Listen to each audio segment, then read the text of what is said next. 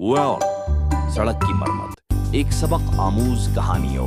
ये कहानी एक खूबसूरत गांव गुलनगर की है जो अपनी सरसब्ज पोशादाब जमीनों, साफ हुआ और खुश अखलाक लोगों के लिए मशहूर था।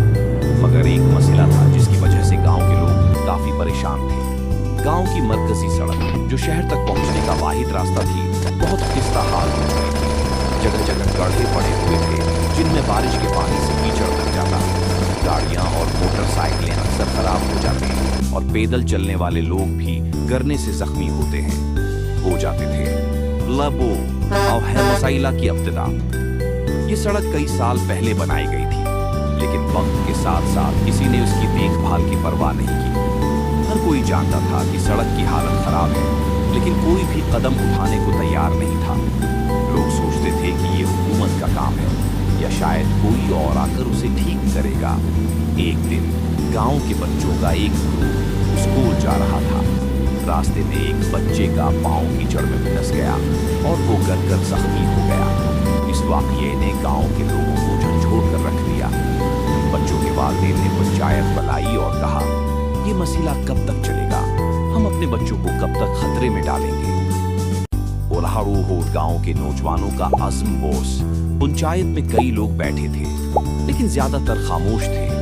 ये देखकर गांव के एक नौजवान अहमद ने कहा, हम कब तक दूसरों का इंतजार करेंगे? ये हमारी गांव की सड़क है और हमें खुद ही उसका हल निकालना होगा।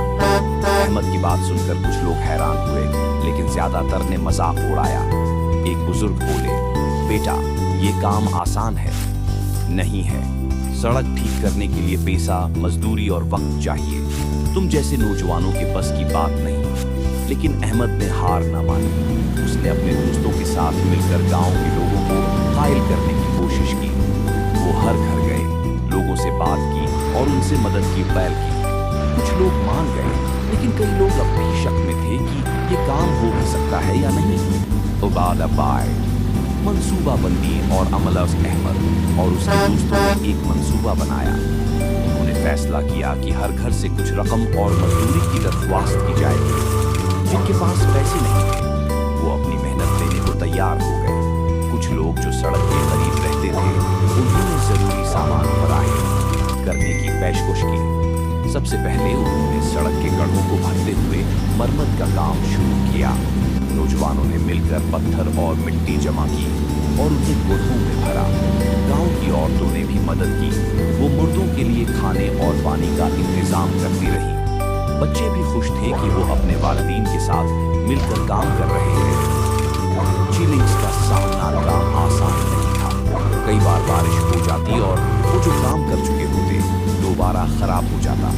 कुछ लोग हौसला हारने लगे, लेकिन अहमद और उसके दोस्तों ने सबको हिम्मत दिलाई। अहमद ने कहा, अगर हम अभी हार गए तो ये मसला कभी हल नहीं होगा। हमें मिलकर इस काम को मुकम्मल करना होगा।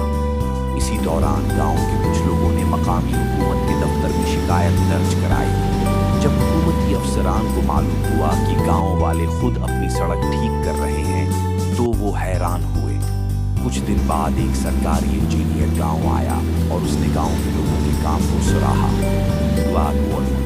हुकूमत की मदद। जब हुकूमती अफसरान ने गांव के इत्तेहाद और मेहनत को देखा, तो